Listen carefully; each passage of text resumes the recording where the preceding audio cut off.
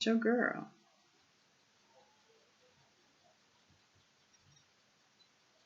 Hey y'all, it's your girl Chantal Lissette, and I'm here to talk a little bit about our girls on the Real Housewives of Potomac. Now, first of all, we're gonna have to take some time. We're gonna take some time and truly enjoy and appreciate my girl, the grand dame, Karen Huger. When I tell you she read down like her reads spoke to my spirit, and I recorded it, and I had to watch it back because my girl Karen Huger, the grand dame, she was real with her. She came real with it, and she was so classy. It was such a classy read. It was so classy. And when she looked, I have to jump to this one part, y'all, in my review, my recap of the storyline.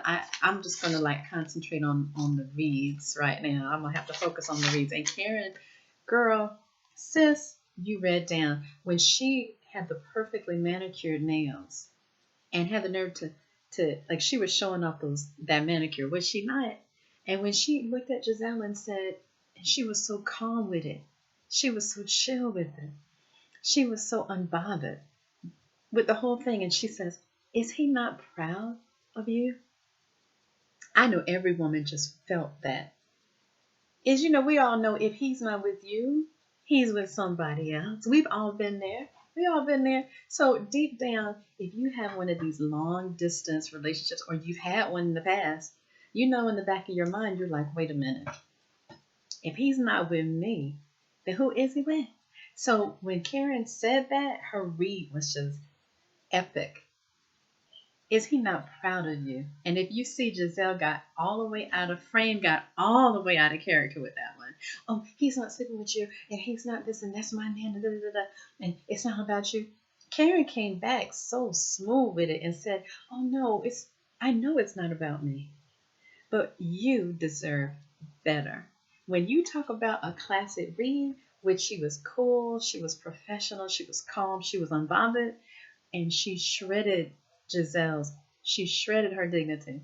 I was all the way here for it. Like the read was classic. I love that read from my girl, my good sis, my good Judy, Karen Huger.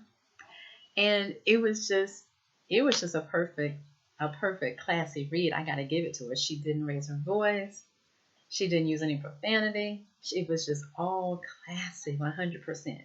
And when Giselle had the nerve to say, "You're not sleeping with him," who wants to be sleeping with him? Karen came back with, "Thank you, Jesus. Thank you, Lord. I'm not sleeping with him." What? That's your response to that read?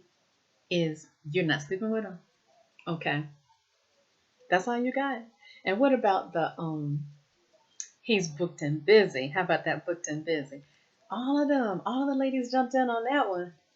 Even the Nigerian girl with the one, two, three, four count of degrees that she won't stop talking about. Even she jumped in there and said, "Well, all of our men are booked and busy. We're all booked and busy." So anyway, I have to give it to Karen Huger, the classic epic read for the episode. Her read did it for me for this episode. I was all the way here for it. Let's see what else did I live for this one. I think Ashley at this point, y'all, she's got the baby, and I think she needs to go ahead and get the money and exit stage left because Michael is not doing any better. You call your man, you all the way in Portugal, in Madeira, Portugal, and he gonna talk about some I can't be bothered like this and hang the phone up. And you notice he didn't even call her back. She said, "Oh, he called me back," but you notice we did not see that part. So I think Ashley added that in there myself. Anywho, Ashley was calling to check on the baby because she misses her baby so much, and the agreement was for Michael to be home at a certain time to put the baby to bed. Ashley's homegirl Eve, one of her good friends, is taking care of the little baby. I think his name is Dean. So the agreement is for Eve to take care of little baby Dean during the day, and then like at a certain time at night, Michael is supposed to come and tuck the baby in, and then Ashley's supposed to call and FaceTime at a certain time. So this particular night, of course, Michael was not there. at where he was supposed to be at the time he's supposed to be there. So Ashley calls concerned, as any wife would be. She misses her baby. She's far from home. She misses her man. He got the nerve to tell her, I can't go through this. I can't be bothered. And hang the phone up? Really? And then Ashley called him back and he didn't even pick the phone up. So basically, for me, the way I would have handled it is I wouldn't have called Michael back, period. I would have just dealt with Eve. I would have called my friend Eve. Hey Eve, how's my baby? How's Dean? Put him on the phone, put him on the FaceTime, da da da. That's how I would have done it. And I would have just talked to my girl Eve. Eve, how's it going? How's the baby? Let me talk to my baby. And then I would have been out partying with my girls. But I would not have called Michael one time, near another time, while I was in Portugal, because that was just 100% disrespectful. And you know, we know that it probably is the situation. He was so upset and he was so flustered and bothered because he probably was with somebody that he didn't want her to know he was with. She called, let's say this, at an inopportune time. So there we go. But anyway, my thing is, Ashley's gorgeous. She's a beautiful young girl. She's a beautiful young woman, I should say. She's funny, got a nice personality. She seemed like she's fun to be around. And she's bright, she's intelligent. I don't think that she should waste any more of her good years with Michael. I really don't. If it's about love, he's not doing her right. So she shouldn't stay for love if he's not loving and respecting her. Love has to be, reciprocated, and so does respect. If it's about the money, okay, you got the baby, Ashley, exit stage left. Okay, so you'll be able to get the coins if it was about the money. I'm not saying it's about the money, but if it is, should be able to get the coins. Let's see what else stood out for me. The girl with the 4 degrees. Now, again, I got to say my girl Karen Huger, she handled that well too. She said, "Oh well, I'm proud of you. I'm all for education. I'm all for women getting their degrees, getting their education." So she handled that in a very classy way. You can tell that I love me some Karen Huger. But do you see Giselle? Don't jump in there with, "Well, why did you disrespect her?" Did you hear that? So Giselle is this type of woman who's always doing these pushing stuff up, like throwing the rock and hiding her hand, like the way people say. So I think Karen had been building this up before Karen actually read her with the Jamal read. The does he not is he not proud of you and you deserve better? He lives on your phone.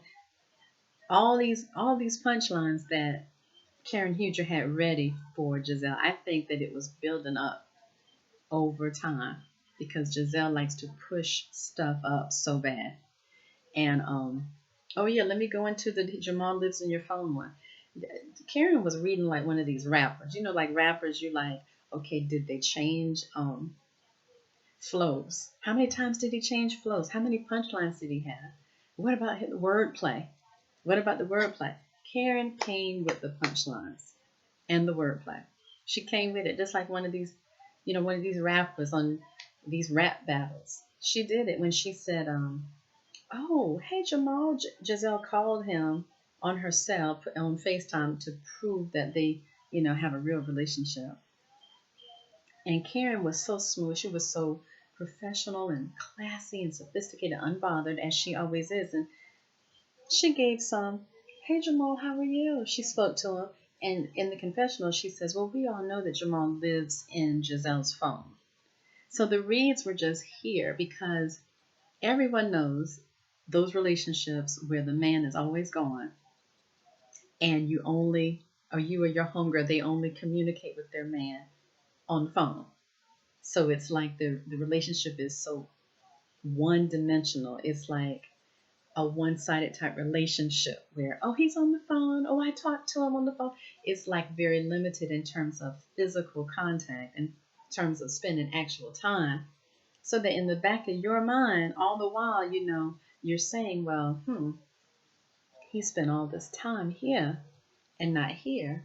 So what is he doing and who is he with? So we've been there. If you haven't been in that type of relationship, then I'm sure one of your friends has.